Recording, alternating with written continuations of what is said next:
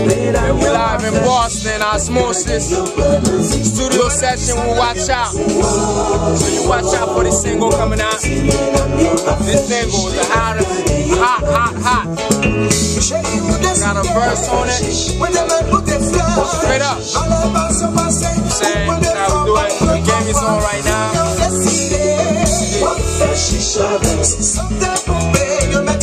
So my verse is coming up very soon, you know what I mean? What you mix? On the mix. What you mix? Shout out, Maxwell, what up?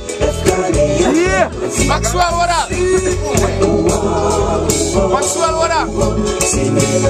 Bit of Sun Valley. What up? With that sun. Get back up at live.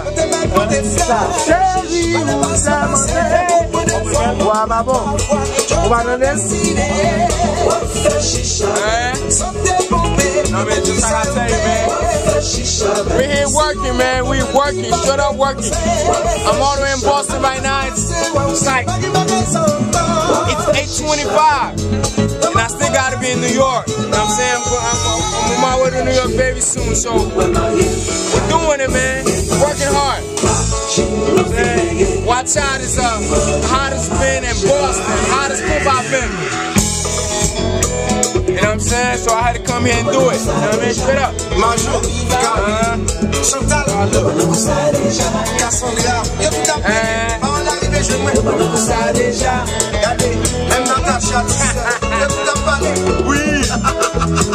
Mes guitares là, mes guitares. Mais vous parlez de là? Oh, vous parlez de là? Ok. Mais compa à gogo. Compa à gogo. What? Yeah, No, man, I had to do it out here, man. Yeah. The flow, you hear the flow in the background.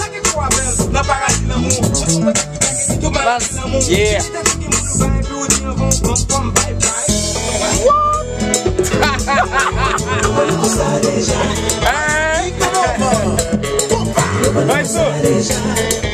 What?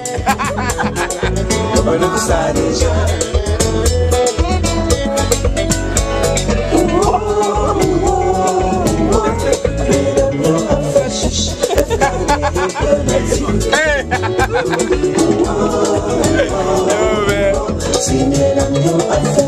Yo, we in the studio session.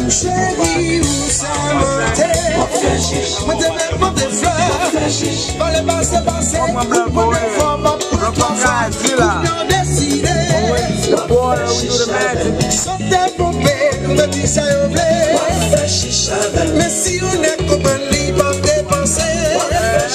Just for us, we back in back us on.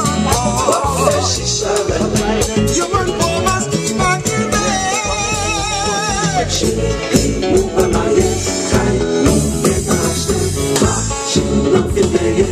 Même check back FK de nous sur FKL, ouais, puis qu'on a tout été. Tout été.